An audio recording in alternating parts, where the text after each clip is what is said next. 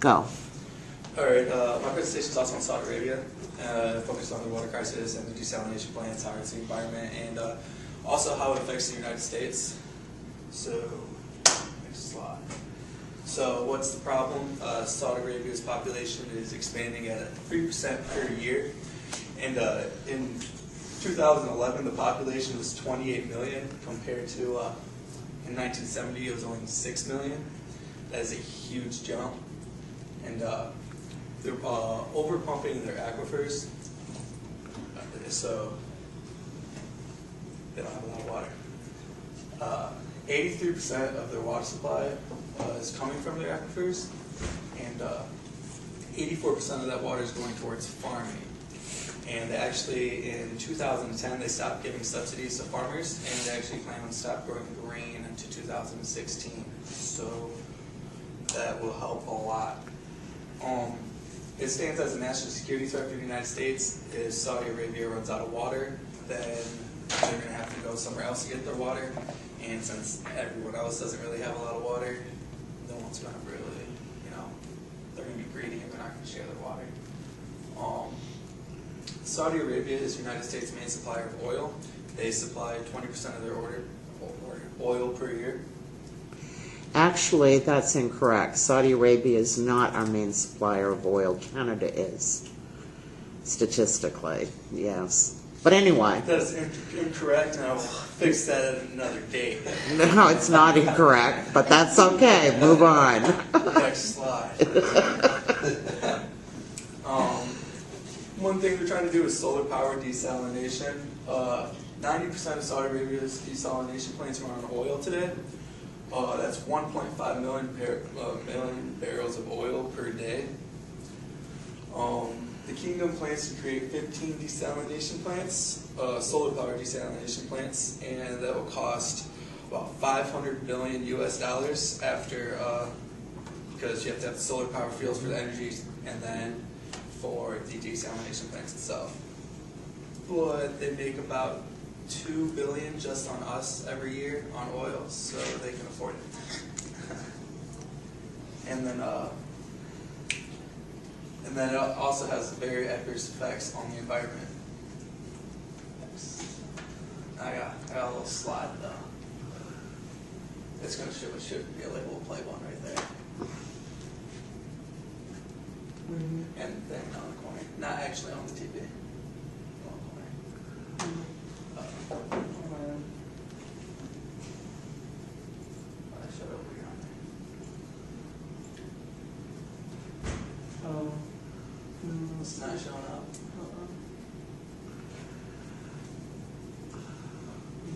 It's not showing up. That's okay. That's pretty much what that video was talking about. It's just that Saudi Arabia has no other sources of water. They don't have rivers, they don't have streams, they just have their aquifers, and the aquifers are depleting. And it just talked about how desalination worked and about how it does affect the environment. It's pretty much just like brings me into this slide. So, and that's really weird. It shows up weird on here and different than it did on my computer. Not gonna lie. And then, okay.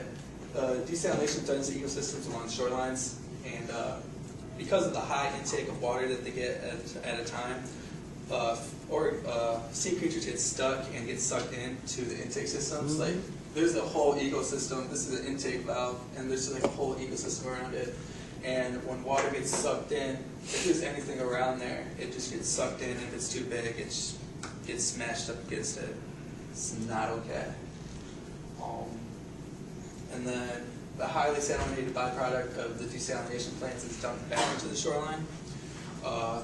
That causes increased temperature. It contains chemicals, heavy metals from erosion in the pipes, and then the cleaning agents, because you got to clean factories.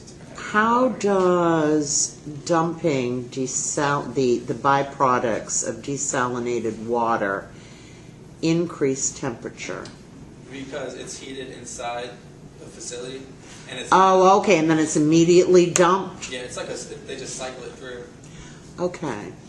And so it's dumped on the shoreline, so it'd be on the beaches. Yeah. So can people catch diseases from that if they go to these beaches? Or how does it affect human life? I mean, I on the beaches. If chemicals can create cancer and other problems. I didn't really look into it. Next slide.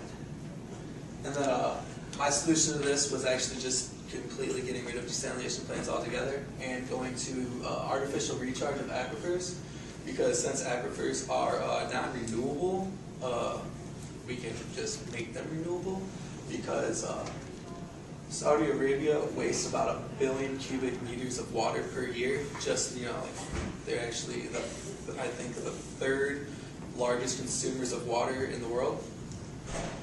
I mean, it makes sense, it's really hot there, so they need a lot of water to function. And that's just, like flushing the toilet, drinking like half cup, thrown away, just all these different things, rainfall that they get. Artificial recharge is taking this wastewater and other runoff and filtering it and actually putting it right back into the aquifer for storage. It's more effective and cheaper. So it's for citizens of Saudi Arabia, it would cost $2 cheaper per cubic meter than desalinated water. So even the poor citizens of Saudi Arabia could at least afford a little bit of water, because that's also a problem in Saudi Arabia, is poverty, and they can't afford to get the water in the first place. And then the benefits of that for the United States is less oil being used for desalination facilities, results in cheaper prices of international oil. If the price of international oil is cheaper, then it's going to be cheaper here in the United States for us. There's less of a security threat if they get a solution to their water crisis, because they're not going to have to go anywhere else to get the water. That's it. Very good. Ariel, please, question? Are there any other methods that would work other than artificial recharge and desalination that you think would work?